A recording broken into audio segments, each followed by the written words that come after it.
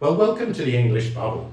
Today I'm lucky to have Stephen Duckett with me. He's the founder and winemaker at 100 Hills. Now, if you haven't seen the previous videos we've done, we've been there a few times this year, and last time we went with Richard Bamfield, and Richard did some wonderful interviews with you in the vineyard, in the winery, and then we tasted. Yeah, super. Now, at the time we tasted the Blanc de Noirs and the Rosé, because we only had those two. That's right. And when I last came and visited you, you showed me these two wines. Yeah. And I was blown away. So we're here today to talk about Hillside No.3 and Blanc de Noirs. And they're both 2019s. Now, if any of you can't remember the details, then we're not far away from Henley-on-Thames. So we're on the edge of the Chilterns.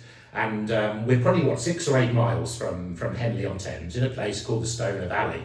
Now, the most amazing thing, and we'll clip a little video in here just to show you the topography, because it's got the most amazing valley sides. One side is very steep, where most of the Chardonnay is. The other side's a little more gentle. And we'll cut into that as we talk about these two particular wines. Stephen, what would be fascinating is to understand 2019. Yes, I think that's a great place to start, because when you came out, as you say, first time, you were tasting two of the 2018s.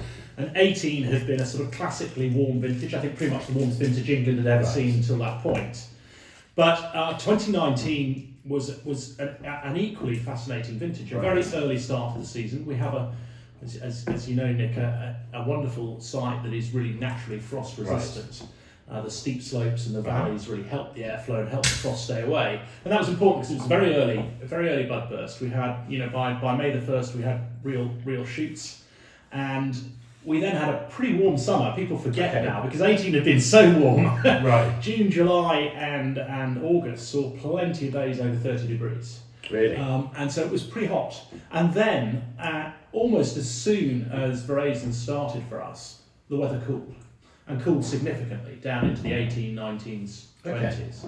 And we ended up with a very long, cool, and dry ripening period. And so we were able to keep the grapes of the vine much longer than 18. Okay. Both these wines you'll drink will have grapes on the vine from peak flowering to us picking them for over 115 days. Right. Which, as you know, is a really long time. I mean, that is a long time to keep grapes on the vine. You do allow Pinot Noir and Chardonnay in particular to really synthesize some real complexity over that period of time.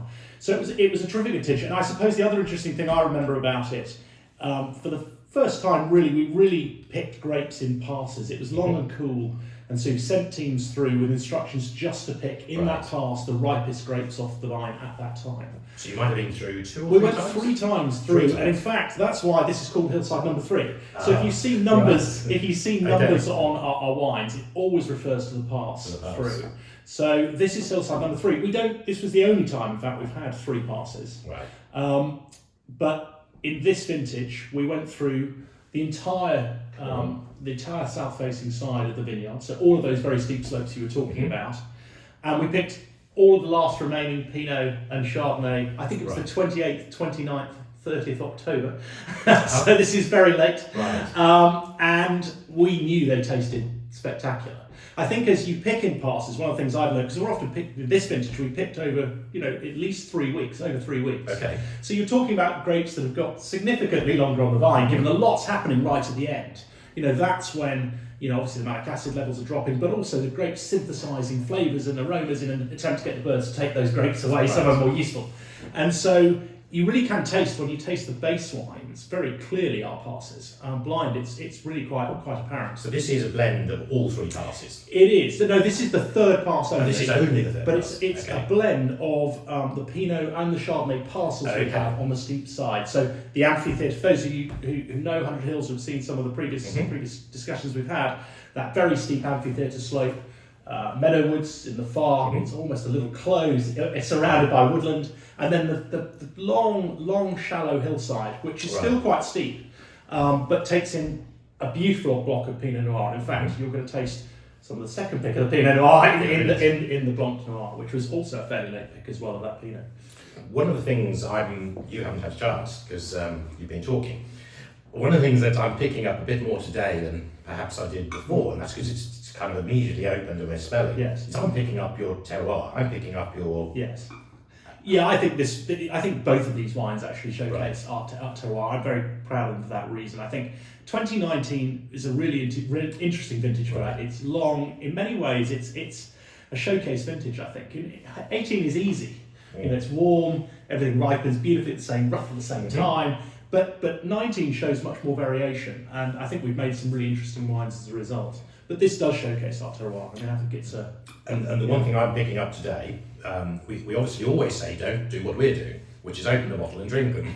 But it's interesting today because I think I'm perhaps getting more of the immediate character of the vineyard coming out. And then on the palate, there's these layers of fruit building up. Yes. Now, with fruit, I'm also guessing some of this is barrel fermented, so... Yes, there is a little bit of barrel fermentation here. So certainly the Chardonnay in here will have gone through a barrel fermentation. Okay. Yeah. I think what we found in 19 was, in that long cool season, relatively speaking, the acids were dropping through the season, but they were relatively high relative to 18. Right. And so this was the first vintage we decided to deploy malolactic fermentations more generally in our wines. Previously, we'd done one or two partial malolactics, but very little with malolactic fermentation. We hadn't felt the need. Right. I think this fermentation tasted the base wines. It was immediately, the base wines actually tasting the musts. We knew that we were going to co-inoculate. So we co-inoculated and ran malolactic fermentations in nearly all of the base, nearly all the base wines. And yeah, I think they needed that. I felt we had a lot of complexity, a lot of beautiful textures and flavours aromas, but the acid levels would be too high to produce beautiful. And I think it's fair to say when we taste them now, there is bundles of fruit. This must be something to do with the long ripening. It is, yeah. And you said it had some periods where it was quite warm, yes. Because there's citrus and apple, the usual suspect in there, and then you get this kind of quite ripe cherry in here that's coming. Yeah, I was thinking there's a Morello cherry in here. I mean, for me, that's really, that's a note that you don't expect that you find. And then there's some of those ripe yellow fruits at the end. There's definitely some yellow Some fruits. of those. When I grew up in Somerset with all sorts of apple orchards, and you get these really yellow apples. Yes. And there's that yellow texture in there as well, which actually I absolutely love. I think at the end for me as well, this was aged on the lees for a reasonable length, 30 months on the lees. And you get that sort of almost at that sort of perfectly biscuity lemon tart right at the finish for me, Yes. which is. So I can't remember the proportions, but Pinot Chardonnay in this one was 65% Pinot and 35% Chardonnay. Okay. So it's a Pinot forward blend for us still. I think what we found in this vintage was that in terms of the later two passes, there was a lot more Pinot than Chardonnay. Our Chardonnay we found through the first and then the second pass really had fully ripened to where we wanted, but the Pinot was still going strong. okay. And we were still enjoying watching the acidity levels drop, the complexity build in the fruit. And that actually is obviously a good segue into our first Blanc de Noir. Right. I've had a couple of goes before at Blanc de Noir. I think it's quite a difficult style. Pinot is much more delicate to make our wines with. The oxygen, you need to be much more careful with the oxygen. And the Pinot really, in this vintage, I think we tried it twice before in warmer vintages. I always thought Blanc de Noirs in England would naturally come out of warmer vintages. Right. But in fact, that hasn't been true. I found in warmer vintages, the Pinot's maybe a little too heavy for my liking, and I couldn't quite get the textures and notes right. And it was this cooler, longer vintage where you could keep that Pinot on the vine for a long time. Right. And we kept back here some blocks of our Hillside Pinot, so Pinot 817 386, which is quite well understood Pinot wines, and really allowed them to get as far as we could actually within the limits of sugar ripeness. Right. So these were fully sugar ripe, despite quite a cool season. Yeah. And then, it was obvious when we tasted them, it was a really interesting Pinot to attempt another Pinot. Now in Champagne, Blanc de Noir is probably one of the most difficult categories. And I should know the statistics on this, but if you look at the numbers of Blanc de Noirs versus Blanc de Blancs, it's a much tinier category, and it's by itself. We always joke about its tendency to oxidise, which is. And you do find they get too heavy. And they get heavy. The ones I've always been a fan of are Hagley-Uriers, which and some of those I've loved over the years. And so I've always had those, certainly at the back of my mind when I think about a Blanc de Noir in any sense, and the freshness and the delicacy, and that's what I wanted to at least see in our wines if we were going to release a Blanc de Noir. And I'm very pleased with the way this came out. We kept plenty of acidity still in the fruit, so we could take it through a malolactic without losing that freshness. Right. And we knew we had lots and lots of flavours here. So you've got all sorts of. I can leave you to describe it. For me, there's macerated red fruits. Exactly. There's some beautiful other almost tangerine notes. There is definitely orange in this, and there's we always get that in our Pinots, Yes. particularly in this 870 parcel. right. And it's a lovely note, and it tends to strengthen as the wines mature. Right. So we expect this to become a little more to the fore as this wine ages. But it's there now, and for me, that's always a note I've enjoyed the wine. That tangerine citrus or nectarines, tangerines, those lovely flavours that stay in your palate, I think, for a long time. There's a lovely sort of warmth in a sort of spicy way to this. Yeah, there are some spicy notes in this. Yeah. Now, this has been nowhere near oak. No, exactly. Yes. I tend not to take our Pinots near oak very often. I think the sort of micro-oxygenation you get with oak is just usually too much for me. Right. There's been one or two occasions where that hasn't been true, but generally speaking, and certainly with this one, it's been nowhere near. But there are those lovely cloves and spices, which, given it's been nowhere near oak, is fascinating. Again, I think they'll come through more and more as this wine evolves. Actually, I'm excited about those notes too. It's and underneath all that, you're back in the sort of layers in the texture that to me are so important. And I think this is perhaps where England is going to get better and better as winemaking progresses, because you can still feel the bundles of acidity. Yes, but there's stuff going on. Yeah, that's right. Distracts you from. That's right. So all our wines are always going to be fresh and plenty of acidity. But you're right. Alongside that, you need the fruit to carry all that. And I think that's all about ripeness. It's all about getting the grapes really perfectly ripe every year with a long, slow season, keeping them on the vine, holding them as long as you possibly can. And usually for us, that's to sort of peak sugar ripeness. That's what's forcing us to pick. But it's not forcing us to pick in early September or mid-September. Right. It's the end of October. We can get to the end of October and still pick with perfect sugar ripeness,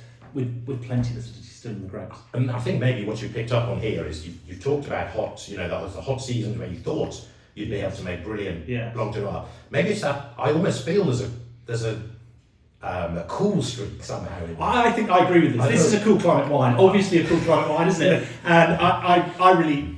It's this wine has taught me a lot about making this wine again in the future. I think I hope another lovely Blanc de Noir coming from 21, which again had that same sort of characteristic.